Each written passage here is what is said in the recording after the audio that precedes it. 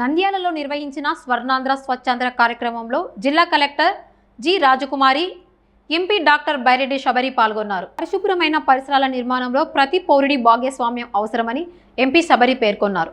Railway station పరిసరాల్లో పారిశుద్ధ సమస్యల పరిష్కారానికి మున్సిపల్, రైల్వే శాఖల సమన్వయంతో ప్రత్యేక చర్యలు చేపడుతున్నట్టు తెలిపారు.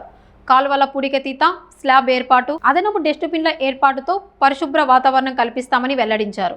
ఈరోజు స్వర్ణాంధ్ర స్వచ్ఛాంధ్ర కార్యక్రమంలో భాగంగా మన ముఖ్యమంత్రి గారు నారా చంద్రబాబు నాయుడు గారి విజన్ ఏదైతే ఉందో, స్వర్ణాంధ్ర 2047 విజన్ ఏదైతే ఉందో అది నెరవేర్చడానికి అందులో భాగంగా ఒక కార్యక్రమం ఇది. ఈ కార్యక్రమం ఎంతో చాలా రోజుల నుంచి చాలా చక్కగా మన నంద్యాల మన కలెక్టర్ గారి ఆధ్వర్యంలో జరుగుతుంది.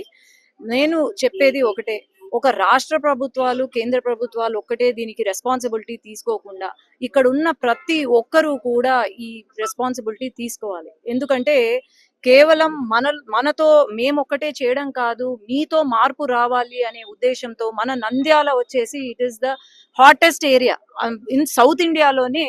ఒక వేడి అన్నిటికన్నా అన్ని ప్రదేశాల కన్నా ఎక్కువ వేడి ఉండేది. ఇప్పుడు కూడా 48 డిగ్రీస్ టచ్ అయింది మన నంద్యాల. ఇవన్నీ కూడా తగ్గాలి, మన నంద్యాల కూడా బాగా ఉండాలి, మంచి గ్రీనరీతో, లేదంటే తడి చెత్త పొడి చెత్త వేరు వేరు చేసుకొని, ప్లాస్టిక్ ముఖ్యంగా ప్లాస్టిక్ వాడకూడదు. ఇప్పుడు అంటున్నారు ఎల్నినో ఎఫెక్ట్ అంటున్నారు, గ్రీన్ హౌస్ ఎఫెక్ట్, ఇవన్నీ కూడా ఈ ప్లాస్టిక్ వాడడం ద్వారా మెయిన్ పర్సంటేజ్ ప్లాస్టిక్ వాడడం ద్వారా జరుగుతుంది.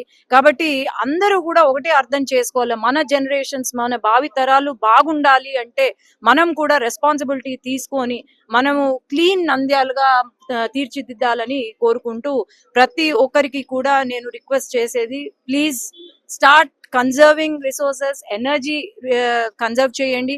అట్లాగే తడి చెత్త పొడి చెత్తను సపరేట్ చేయండి. అట్లాగే ప్లాస్టిక్ ని బ్యాన్ చేసుకుంటే